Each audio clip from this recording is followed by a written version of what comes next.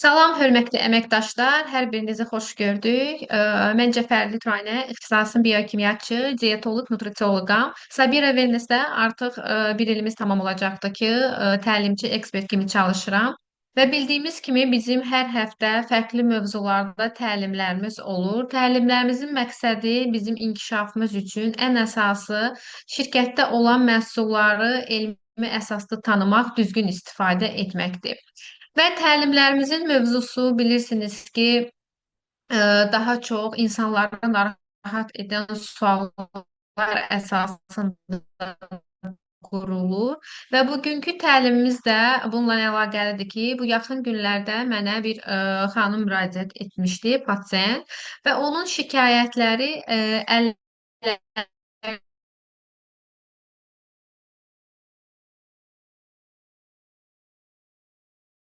əllərinin ayaqlarının buz kimi olması keyiməsi idi. Bəzən bu günləri biz təlim boyu hər birini öyrənəcəyik. Bu günləri soyuq havalarla bağlı olur.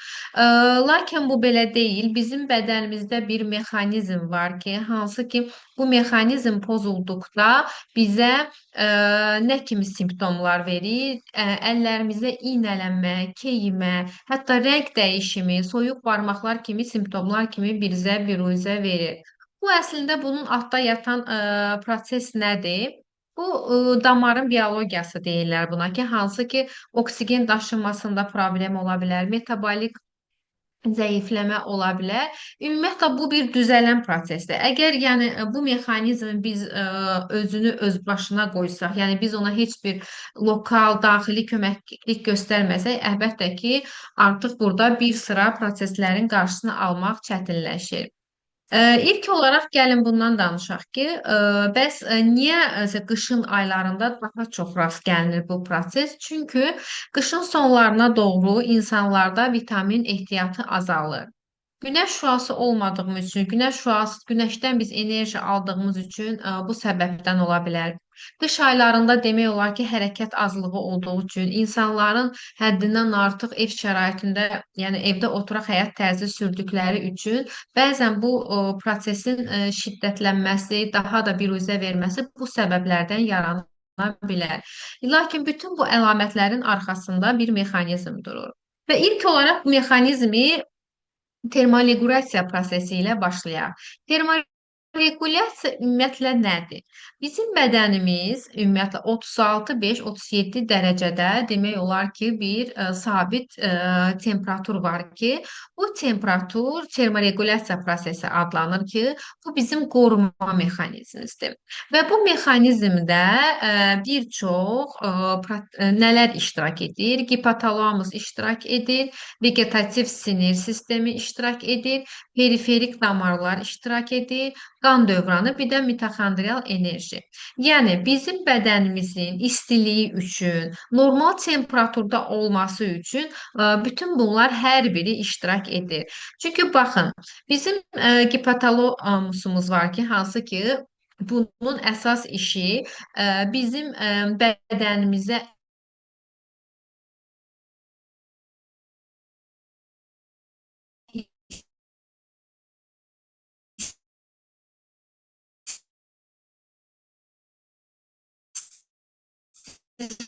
soyuq olursa da bir əmr verir ki, e, əslində siqnalı hipotalamus verir də vegetativ sistem də onu yerinə yetirir. Bunlar bir-birindən hansısa bir pozulma varsa da, mikrosirkulyasiyada qan dövranının, yəni lazım olan vitamin, mineral, oksigenin daşınması həmin bu periferik damarlar və qan dövrası sayəsində olur. Bunlarda da pozulma olduqda həmin bu termorequlyasiya prosesi də, mexanizmi də pozulur. Və mitoxondrial enerji. Biz mitoxondrilər ATF sintez edir bizim enerjimiz üçün və bunun üçün də mütləq istilik ayırır. Və burada da mitoxondrial disfunksiyada, yəni pozulma varsa da artıq bizə enerji ayrıla bilmir və ümumi olaraq mexanizm pozulur. Prosesin yaranması, yəni sadaladığım proseslərin pozulmasının səbəbləri var və bizə müraciət edən insanlara səbəb araşdırmalıdır ki, niyə bu proses səndə baş verir. Dediyim kimi, bəzən insanlar fərqində olmadan qış aylarında vitamin, mineral itkisi daha çox yaşayırlar. Həm qidalanma ilə əlaqəli ola bilər ki, yetərincə meyvə-tərəvəz tükətmirlər. Ümumi olaraq günəş enerjisindən çox az qidalandığımız üçün bunların yaranma səbəbləri nədir? Birinci dəmir defisitidir, yəni çox önəmlidir. İnsanlar fərqində olmadan bu üşümə səbəbinin, keyimə səbəbinin əsas dəmir defisiti ola bilər ki, çünki dəmir birbaşa hemoqlobinin içindədir və dəmir demək olar ki, qanda oksigeni hüceyrələrə çatdırır və hüceyrə enerjisində iştirak edir. Və dəmir yoxdursa da hüceyrələr oksigensiz qalır və bu zaman həmin bu prosesin pozulmasına gətirir, çıxardır. B12 çatışmamazlığı çox önəmlidir. Əgər dəmir defisiti bəzən B12-nin çatışmamazlığı ilə birgə yanaşı gedən kompleksdir ki, və hətta insanlarda ki, əllərin ucları, ayaq uclarında keyimə var. Sırf bu B12-nin əksikliyi ilə olur ki, hansı ki, bir də B12 ümumiyyətlə sinir ucları ilə bağlı olduğu üçün orada həssaslıq yaranır. Vitamin D azalmasından ola bilir ki, günəş şüasını biz görmürük, yetərincə vitamin D depolarımız dolu olmur və bu prosesi poza bilir. Hipotiroidizm isə ümumi olaraq nədir? Əgər bir insanda tiroid problemi varsa da, TSH-ında, T4-ündə, T3-ündə bu insanda metabolik zəifləmə gedir. Və metabolik zəifləmə o deməkdir ki, bizdə həmin bu istilik prosesi yavaşlayır. Yəni bu pozğunluq termorequlyasiya pozğunluğuna səbəb olur.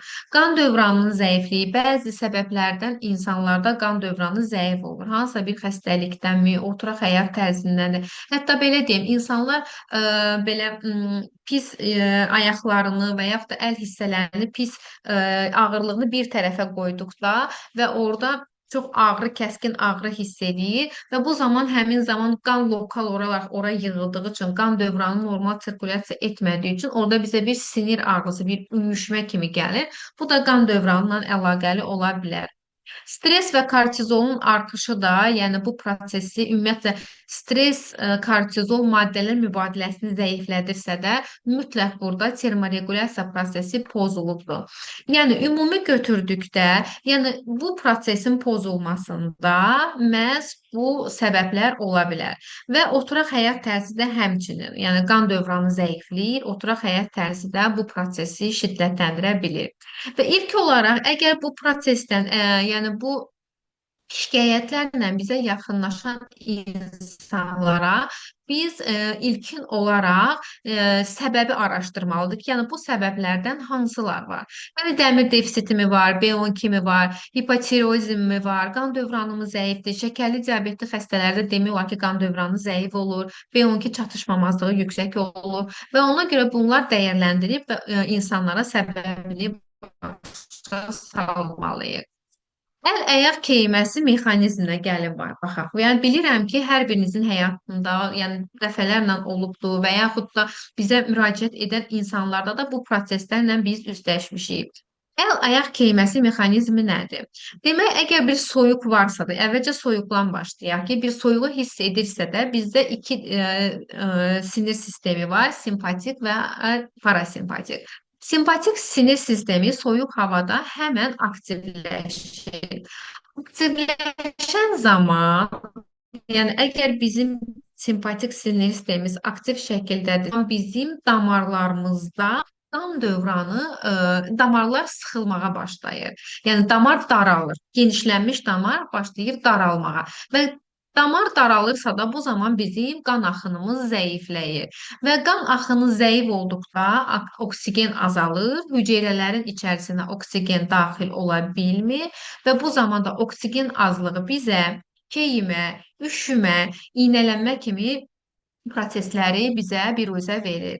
Hə, yox, ümumi əgər biz sırf burada biz bunu hava ilə, yəni soyuq hava ilə əlaqələndirə bilmərik. Bu soyuğu, yəni ümumi olaraq həmin o termorequlyasiya prosesi pozulması nəticəsində də bu mexanizm baş verir. Məsəl üçün burada soyuq dedikdə, məsəl üçün bir insanın tiroid problemi varsa da daim bu insan üşüyür. Yəni daim üşümə, metabolik zəiflik olduğu üçün üşüyür. Yenə də o üşümə həmin bu mexanizmi onda baş qaldırır. Və bu proses, əsas məqsəd burada nədir? Biz bu prosesi davamlı olarsa, yəni fərqinə varmadan, heç bir müdaxilə etmədən bunu davamlı olaraq biz yaşayırsa da, bu da bəzi artıq funksional pozğunluğa gətirib çıxardır. Və ona görə buna çox səthi yanaşmaq lazım deyil.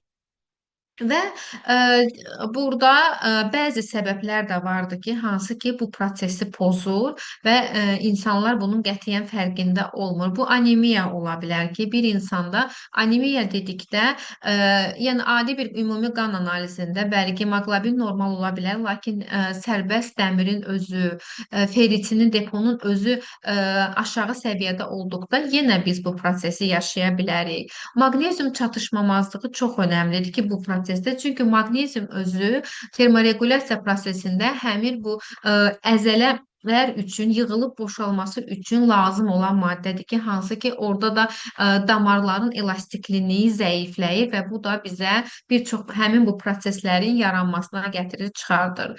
Artıq bədən quruluşu burada artıq çəkidən söhbət getmir. Bəzən daha çox biz çəkili insanlara olan problemlərdən danışırıq. Lakin burada artıq bədən quruluşu dedikdə insanın pik qatı çox az ola bilər. Yəni bu anoreksiya insanlarından gedə bilər və pik qatı çox az ola bilər. Çünki pik qatımız bizim qoruyucu qatımız olduğu. Yəni bəzən insanlarda bu həddindən artıq çox arıqlama yəni istəyirlər. Əslində bu da düzgün deyil. Hər bir kəsdə bir pik qatı olmalıdır ki, o da bizə bu soyuqdan, həmin bu ümumiyyətlə termorequlyasiya prosesinin pozulmasının qarşısını alır. Hipotireoid haqqında danışdım. Əgər bir insanda tiroid problemi varsa da, T3-ündə, T4-ündə, TSH-ında bu insanda metabolik ümumi zəiflik gedir. Və istilik yaranmanın, yəni ümumi olaraq həmin bu termorequlyasiya prosesinin bədənin normal temperaturda qalması üçün bizə tireoid vəzi çox önəmlidir. Çünki hipotalamus da birbaşa həmin bu vəzlə bir yerdə işləyir. Diabet xəstələrində üşümədən çox onlarda üşmə görürük, keyimə görürük.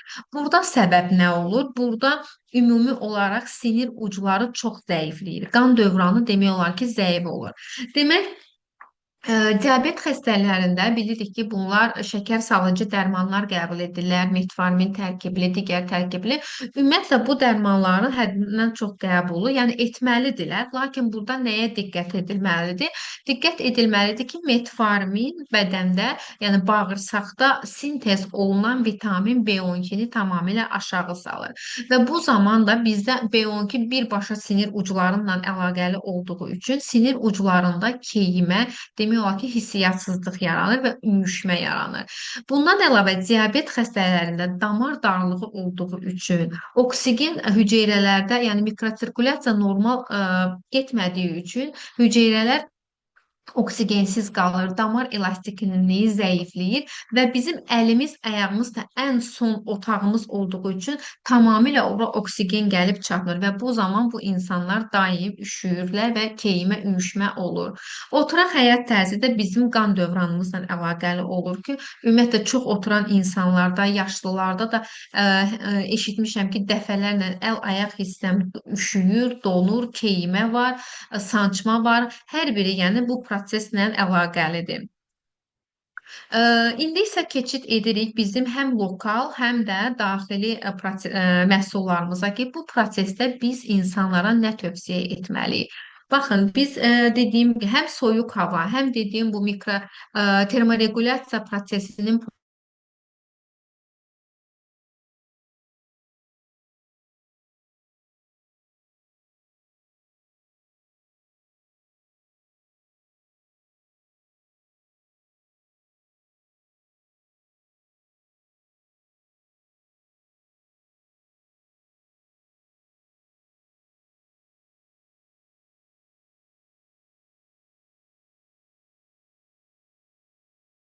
ayağı üşüşən insanlara tətbiq edirik lokal olaraq.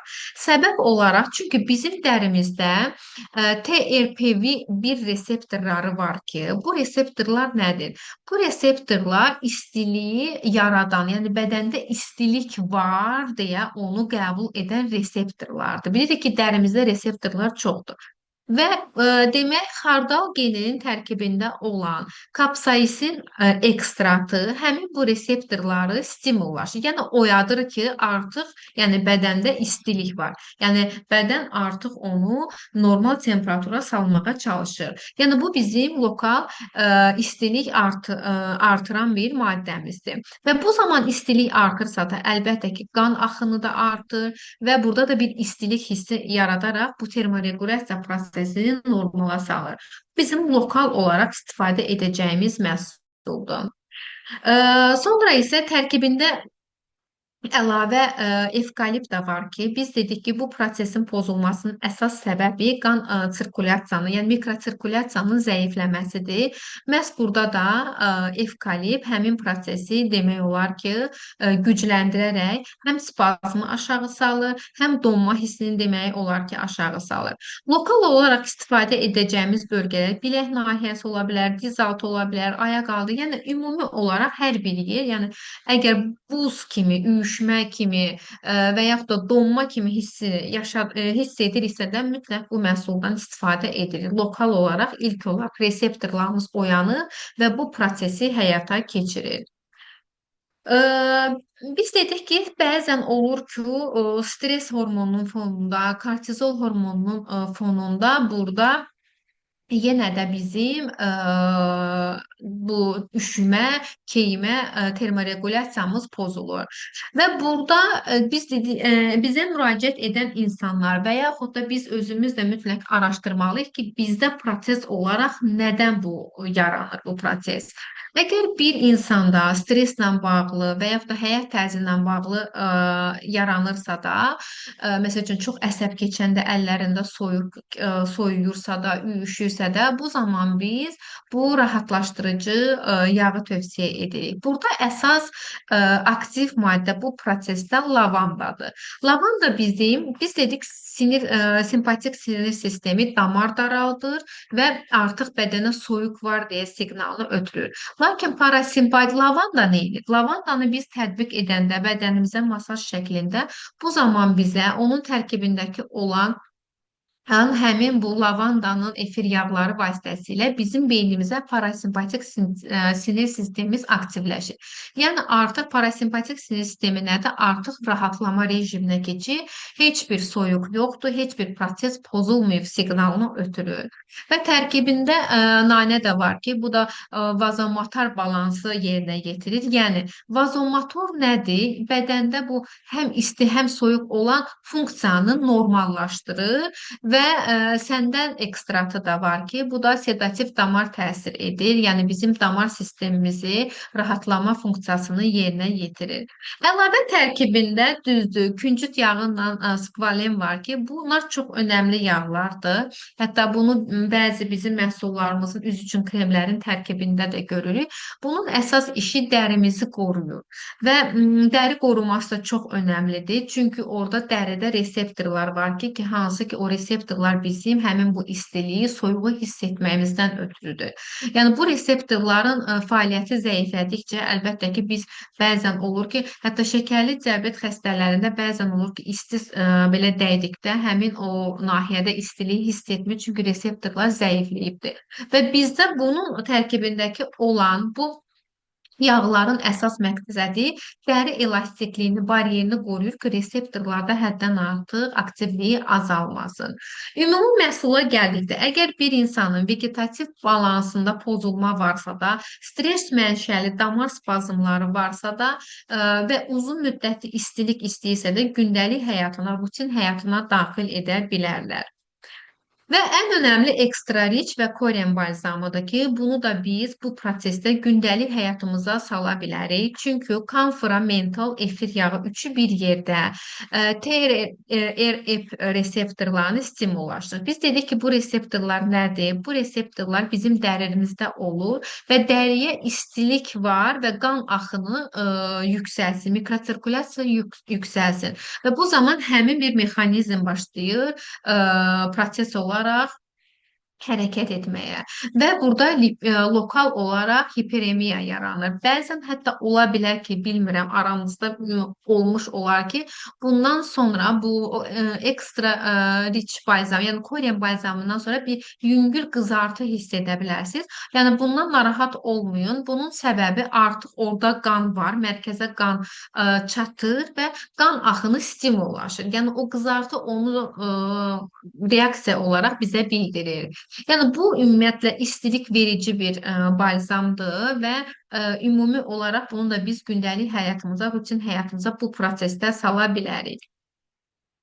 Ə, Demək, sistemli yanaşma çox önəmlidir. Yəni bu prosesdə mütləq periferik damar spazmına, qan axının zəifləməsinə ən önəmli oksigenin çatışmamazlığı çox önəmlidir. Endotel disfunksiya. Baxın, endotel bizim damar sistemimizdə bir qoruyucu bir funksiyanı yerinə yetirir ki, əgər burada disfunksiya, yəni bir pozulma varsa da, yenə də biz bu proseslə üzləşə bilərik. Və ona görə bəzən olur ki, bizə elə qida əlavələri lazımdır ki, bu endotel disfunksiyanı bərpa etmək üçün. Dəmir defisiti çox önəmlidir burada. Tireoid zəifliyini nəzərə almaq lazımdır. Sinir keçiriciliyinin azalması burada çox önəmlidir. Yəni biz ümumi bu prosesdə komple yanaşmalıyıq. Yəni bir insanın məsəl üçün dəmir defisiti varsa da və yaxud da tiroid problemi varsa da sən ona məsəl üçün bir dənə xardal geyini verməklə yüksək nəticə almaq mümkün deyil və ona görə sistemli yanaşmalıyıq. Ümumi olaraq əgər bir insanda qan azlığına görə bu prosesi yaşayırsa da biz buna həm qan azlığını bərpa etmək üçün qida əlavəli, həm də bu prosesi daha tez bərpa etmək üçün xardal gelindən məsələn Korean balzamını tövsiyə edirik. Və yaxud da bir insanda tiroid problemi varsa da, bu insanda tiroid problemi varsa da biz artıq buna tiroidlə müalicə olunması, qida əlavəsi olaraq selenium tövsiyə edirik. Lokal olaraq da yenə biz burada lavandalı, tərkibli masajı və ekstra riç balzamını tövsiyə edə bilirik. Yəni burada bu proseslər ümumi olaraq anamiz toplanılmalıdır və ondan sonra sistemli bu prosesə yanaşılmalıdır. Keçək digər problemlərə ki, hansı problemlərdə biz qida əlavələrini niyə verməliyik? Yəni bu mexanizmdən söhbət gedirsə də. Əl ayaq üşüməsi biz dedik ki, dəmir defisiti anemiya ilə əlaqəli ola bilər. Çünki dəmir biz dedik ki, ümumi olaraq hemoqlobini sintez edir. Və əsasən dəmirin işi həmin bu qan dövranında oksigenin daşınmasıdır. Əgər oksigen yoxdursa da toxumalarda demək olar ki, hipoksiya yaşayırlar, yəni oksigensiz qalırlar və bu dəmirin əsas özəlliyi ondan ibarətdir ki, yəni hal-hazırda Sabira Venus'ta olan bunun tərkibində əlavə B6 turşusu var. Yəni fol turşusu. B6 vitamini fol turşusudur. Ümumiyyətlə bir eritrotsitin, yəni formalaşması üçün bizə fol turşusuna ehtiyac var. Əgər bir insan sadəcə dəmirin özünü qəbul edirsə də və bədənində B6-sı yoxdursa da, bir də fol turşusu depolanan bir vitamin deyil. Bəzən olur ki, bizim məsəl üçün B12 depolanır, bəli, zapas olaraq bizim depo şəklində qala bilər. Lakin B6-ya bizim ehtiyacımız var. Və bir insanda bunun defisitini yaşayırsa da, və bilirsiniz ki, hamilələr də daha çox tövsiyə olunur fol turşusu. Çünki fol turşusu bu eritrotsitin formu, yəni yenidən qanın əmələ gəlməsində çox önəmlidir. Əgər bu yoxdursa da, həmin bu anemiya nəticəsində bizim üşüməmizin qarşısını almaq üçün sadəcə dəmir bizə yetərli deyil. Çünki bu demək olar ki, damar reaktivliyi də balanslaşdırır və toxumalar oksigensiz qalacaqsa da, yəni biz buna təkcə bir balzamla kömək edə bilmərik. Bir insanda dəmir defisiti varsa da biz həmən ona bu preparatı və ekstra riç, yəni Koren balzamını verə bilirik. Daha çox üşüməsi varsa da onun yanında mütləq xardal geli də istifadə oluna bilər. Və ən önəmli burada bizim ə, omega 3-ümüzdür ki, biz dedik ki, bəzən olur ki, endotel elastiklik azalır. Yəni ümumiyyətlə qan damarının, mikrosirkulyasiyanın aktivliyi üçün bizə omega 3 lazımdır. Və görürsünüzmü, daha çox insanlar ürək-damar xəstəliklərindən əziyyət çəkirlər. Qanlarında laxtalanma, hətta indi son zamanlarda yaş kateqoriyalarına baxılmır. Səbəb çünki damar elastikliyinin zəifləməsi ən önəmli endotel elastiklik demək olar ki, yoxdur. Ə, Demək bu bizim ümumi qan damarımızda zamanı bizə lazım olan əsas maddə var ki, azot oksididir ki, bunun sintezi çox önəmlidir və bu endotel elastiklik üçün omega 3 sırf bu azot oksigeni sintezi üçün ən əsas yağ turşusu hesab olunur. Yəni ümumi olaraq qan viskozluğunu, yəni damar sisteminin zəifləməsinin, daralmasının qarşısını alır və mikrosirkulyasiyanı gücləndirir. Əgər omega 3 yoxdursa da damar divarı sərtləşəcəkdir və heç bir qan axınından söhbət gedə bilməz. Və bizim gündəlik omega 3 də bizim bədənimizdə sintez olunmur. Biz onu ümumi olaraq ya günlük həyatımızda qidalardan almalıyıq və əlbəttə ki, son zamanlarda bu da yəni mövcud deyil ki, yəni onun qabağını ala bilmir. Gündəlik biz nə qədər omega 3 yeyək ki və insanlara onu biz maarifli şəkildə də desək də bəziləri məsəl üçün tam başa düşmür. Lakin omega 3 iç yaşılacaqsan ən azından bunu anlaya biləcək son zamanlarda insanlar bu şəkildədirlər. Və ona görə də omega 3-ü içə bilərsiniz. Və bəzən dünənləri təlimdə xanım sual vermişdi ki, omega 3-ü tək içmək olarmı? Məsəl üçün bu da yenə omeqanın tərkib hissəsinə və yaxud da onun oksidləşməməsi üçün istehsal olunan texnologiyadan asılıdır. Hal-hazırda Sabira Wellness-də distillə olunmuş laboratoriya üsulu ilə aldığı üçün onun kapsullarında oksidləşmə yoxdur və ona görə də bəli tək içmək olar. Yəni tərkibində yanında antioksidan olmasa da olar. Bu bəzən yəni digər məhsullarla fərqləndirəndə bəzilərinin içində antioksidan olur, bəzilərində heç nə olmur, bəzilərində distillə formla olur. Yəni artıq burada onun kapsulası, yəni biz hal-hazırda mən bu qida əlavəsindən danışıram ki, qida üz kapsulası distillə yolla alındığı üçün kapsulanın həmin bu texnologiya onu oksidləşməyə qoymur. Ona görə də əlbəttə ki, içə bilərsiniz. Və bu termoregulyasiya prosesinin pozulmasında biz dedik ki, tiroid problemi ola bilər ki, bu ümumiyyətlə demək olar ki, tiroid hormon aktivliyi azaldığı üçün metabolizma zəifləyir və bu tiroid hormonu da bu istilik yaranmada əsas rol oynayan əsas hormondur. Və əlbəttə ki, burada artıq bədən istiliyi istehsal edə bilmir. Və burada selen bizə metabolik həmin bu termoregulyasiya prosesini gücləndirir. Bir də daim məsəl üçün sual ola bilər ki, daim üşüyürəm. Artıq burada yaz, yay ayı fərq etmir. Məsəl üçün ofisdə isti otaq temperaturu fərq etmir. Bu insanda üşümə ümumi çoxdursa da, hətta dəmiri belə normalsa da, axı biz bunu mütləq tiroidlə bağlayırıq ki, daim üşüyən, əl ayağı soyuq olan insanlarda tiroiddir. Geyimə prosesi varsa da artıq bu diabet xəstəliyi ola bilər. Hansısa məsəl üçün B kompleksi çatışmaya bilər, sinir ucları. Yəni hər biri mütləq analiz şəklində toplanmalıdır. Və sonda isə bunu demək istəyirəm ki, hörmətli əməkdaşlar, əl-ayaq üşüməsi sadəcə bunu heç bir kəs hava durumu ilə əlaqələndirməsin. Bu ümumiyyətlə nə ilə ola bilər? Damar divarının biologiyasından əlaqəlidir ki, hansı ki oksigen daşınması zəifləyə bilər, metabolik zəiflənmə ola bilər. Yəni ümumi olaraq əl-ayaq üşüməsi sırf bizim termorequlyasiya prosesindən deyil, bizim ümumi qanımızın hərəkətindən də çox bağlıdır və mütləq biz əgər bizə müraciət edən insanlar varsa da və yaxud da ətrafımızda, yaxınlarımızda mütləq ilk olaraq onun səbəbi araşdırmalıdır və səbəbə belə düzgün şəkildə məhsullar təyin olunmalıdır. Hər birinizə təşəkkür edirəm mənə vaxtı ayırıb təlimə qoşulduğunuz üçün. Ümid edirəm maraqlı təlim oldu və bu təlimdən aldığımız bilgilər sayəsində öz iş həyatınızı daha da qabarıq şəkildə inkişaf elətdirəsiniz. İnşallah gələn təlimdə görüşmək ümidi ilə hər birinizə sağ olun deyirəm.